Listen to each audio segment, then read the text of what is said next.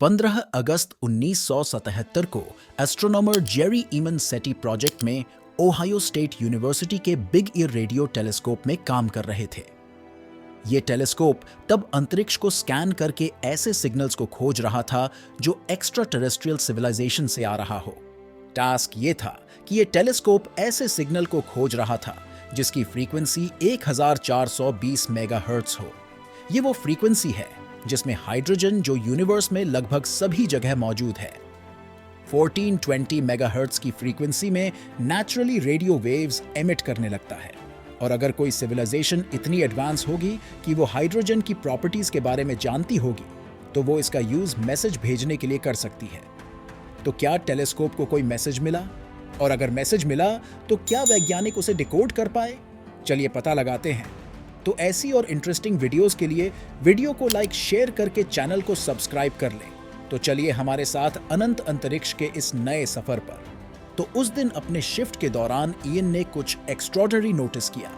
Telescope ने एक ऐसे सिग्नल को पकड़ा था जो बहुत ही स्ट्रांग था और जो हमसे लगभग 10,600 लाइट ईयर दूर सैगिटारियस कॉन्स्टेलेशन से आ रहा था। और अगर ये मैसेज किसी ने भेजा भी होगा तो वो मैसेज आज से 10,600 साल पहले भेजा गया होगा।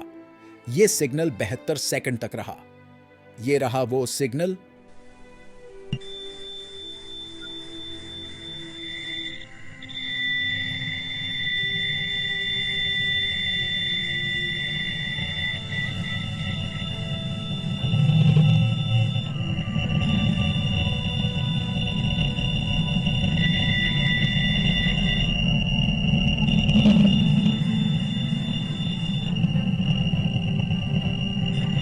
इस सिग्नल की स्ट्रेंथ और कैरेक्टरिस्टिक को देखकर ईमन भी हैरान रह गए और उन्होंने सिग्नल का प्रिंट आउट निकाला और उसमें सर्कल करके लिखा, वाओ। तब से इस सिग्नल का नाम ही पड़ गया, द वाओ सिग्नल। इस सिग्नल के बारे में सबसे कमाल की चीज थी इसकी इंटेंसिटी और इसका नैरो बैंड नेचर। इसकी फ्रीक्वेंसी 1420 मेगाहर्ट्ज के बहुत करीब थी, जो कि वो ही फ्रीक्वेंसी है जिसमें हाइड्रोजन रेडियो वेव्स एमिट करता है, और यह सिग्नल बैकग्राउंड नॉइज से भी ज्यादा स्ट्रांग था। यह बहुत ही नैरो रेंज की फ्रीक्वेंसी का सिग्नल था, जो कि रेडियो वेव्स के नेचुरल सोर्स में होना बहुत ही रेयर होता है। और फिर इसके बाद यह सिग्नल कभी नहीं डिटेक्ट किया गया, जिसने इस सिग्नल के ओरिजिन के बारे में कई थ्योरीज और अनुमानों को जन्म दिया, जैसे कि हो सकता है यह सिग्नल किसी एडवांस सिविलाइजेशन ने भेजा हो। बट आज भी इस वाओ सिग्नल का ओरिजिन एक मिस्ट्री ही है। लेकिन क्या आप जानते हैं कि एक और सिग्नल डिटेक्ट किया गया था जो वाओ सिग्नल से भी ज्यादा स्ट्रेंज और मिस्टीरियस था? अंतरिक्ष में कहीं से कोई तो हमें रेडियो वेव्स भेज रहा था जो किसी नेचुरल फिनोमिनन से मैच नहीं कर रहा था। डीप स्पेस से आने वाला यह सिग्नल कई दशकों से पृथ्वी को हिट कर रहा था, लेकिन हाल ही में जब वैज्ञानिकों ने इसे डिटेक्ट किया तब वैज्ञानिकों के पास इस सिग्नल के ओरिजिन का कोई ठोस एक्सप्लेनेशन नहीं था। यहां अजीब ये था कि 35 सालों से एक एनर्जी का ब्लास्ट अलग अलग लेवल के ब्राइटनेस के साथ हर 20 मिनट्स में आ रहा था, और कई बार 5 मिनट के इंटरवल में भी आ रहा था।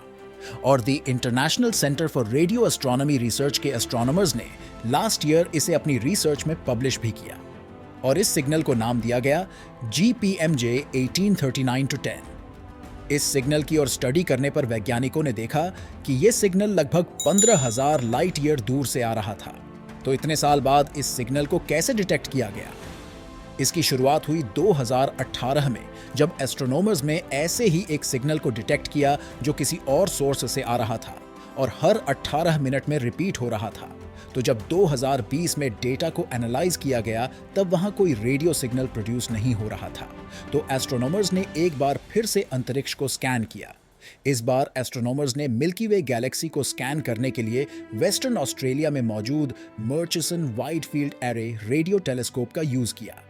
जो वो ढूंढ रहे थे उसके लिए उन्हें ज्यादा इंतजार नहीं करना पड़ा और एक नए सिग्नल को डिटेक्ट किया गया जो 5 मिनट्स की पल्स के साथ 22 मिनट्स में रिपीट हो रहा था। तो एस्ट्रोनॉमर्स ने मैक्सिको के वेरी लार्ज एरे का पुराना डेटा चेक किया और पाया कि यह सिग्नल पहली बार साल 1988 में रिकॉर्ड किया गया था। और एक्स्ट्रॉर्डिनरी बात यह थी कि यह रेडियो सिग्नल 30 सालों से अनडिटेक्टेबल रहा। इसीलिए वैज्ञानिक भी कॉन्फिडेंट नहीं है कि यह क्या है, क्या ये कोई सिग्नल है जो कोई एडवांस सिविलाइजेशन भेज रही है? लेकिन कुछ और भी थ्योरीज हैं जो इन मिस्टीरियस रेडियो सिग्नल्स का कारण हो सकती है। चलिए बताते हैं। फर्स्ट है पल्सर। ये वो न्यूट्रॉन स्टार होते हैं जो लाइट हाउस की तरह ब्लिंक और रोटेट होते रहते हैं और एनर्जेटिक बीम एमिट करते रहते हैं। लेकिन यहाँ इस थ्योरी में एक प्रॉब्लम है। समय के साथ पल्सर की स्पीड कम होती जाती है और धीरे धीरे रेडियो वेव्स प्रोड्यूस करना बंद कर देते हैं। और जिस ऑब्जेक्ट को एस्ट्रोनॉमर्स ने डिटेक्ट किया वो किसी भी पल्सर से 1000 गुना स्लो था। इसका मतलब ये है कि वो रेडियो वेव का सोर्स कोई पल्सर तो नहीं है। दूसरी थ्योरी है मैग्नेटार्स। एस्ट्रोनॉमर्स के मुताबिक हो सकता है वो सोर्स एक मैग्नेटर हो। ये न्यूट्रॉन स्टार का एक रेयर टाइप है जिसका मैग्नेटिक फील्ड बहुत ही ज्यादा होता है, जो एनर्जी का पावरफुल ब्लास्ट प्रोड्यूस कर सकता है। लेकिन जितने भी मैग्नेटर्स डिटेक्ट किए गए हैं वो सभी कुछ सेकंड से कुछ मिनट्स में एनर्जी रिलीज करते हैं। लेकिन वैज्ञानिकों ने जो रेडियो वेव डिटेक्ट किया वो हर 22 मिनट में रिपीट हो रहा था। और मैग्नेटार कुछ महीनों तक ही रेडियो वेव्स रिलीज करता है, जबकि जो रेडियो सिंगल डिटेक्ट किया गया है वो 35 सालों से आ रहा था। तो इस रेडियो वेव का सोर्स कोई मैग्नेटर नहीं हो सकता। एस्ट्रोनॉमर्स का कहना है कि ये मिस्टीरियस रेडियो सिग्नल का सोर्स क्या है ये पता लगाने के लिए और ऑब्जर्वेशंस और स्टडी करनी होगी। तीसरी थ्योरी है एक्स्ट्रा टेरेस्ट्रियल सिग्नल। हो सकता है कि ये रेडियो सिग्नल्स एलियंस भेज रहे हो। ये रेडियो सिग्नल्स 15,000 लाइट ईयर दूर स्क्यूटम कॉन्स्टलेशन से आ रहा है और ये सिग्नल कोई छोटा रेडियो ब्लिप नहीं है, बल्कि हर 22 मिनट में ये रेडियो वेवलेंथ एनर्जी का 5 मिनट का पल्स इमिट कर रहा है। और ये लगभग 35 सालों से हो रहा है और ये ऑब्जेक्ट रेडियो वेव्स प्रोड्यूस करने के लिहाज से बहुत स्लो स्पिन हो रहा है। तो क्या ये डायसन स्फीयर हो सकता है? ये सिग्नल बहुत ही अजीब है जो किसी भी नेचुरल फिनोमेनन से मैच नहीं हो रहा है। और अगर ये 15,000 साल पहले भेजा गया ये सिग्नल्स किसी एलियन सिविलाइजेशन ने भेजा है तो क्या अभी वो सिविलाइजेशन एग्जिस्ट कर रही होगी? और अगर ये सिग्नल किसी नेचुरल सोर्स भी आ रहा है तो ये जानना बहुत ही इंटरेस्टिंग होगा कि वो कौन सा ऑब्जेक्ट है जो इस तरह के सिग्नल को प्रोड्यूस कर रहा है। लेकिन क्या होगा अगर हम आने वाले रेडियो सिग्नल्स की तरफ एक मैसेज भेजें? क्योंकि अगर कोई एडवांस सिविलाइजेशन उसे डिटेक्ट करेगी तो रिप्लाई जरूर करेगी। लेकिन यहां प्रॉब्लम है टाइम का। जैसा हमने पहले आपको बताया कि यह सिग्नल 15,000 लाइट ईयर दूर से आ रहा है, तो अगर हम कोई मैसेज भेजें तो उसे वहां पहुंचने में 15,000 साल और रिप्लाई आने में 15,000 साल लगेंगे। मतलब टोटल 30,000 साल का समय लग जाएगा।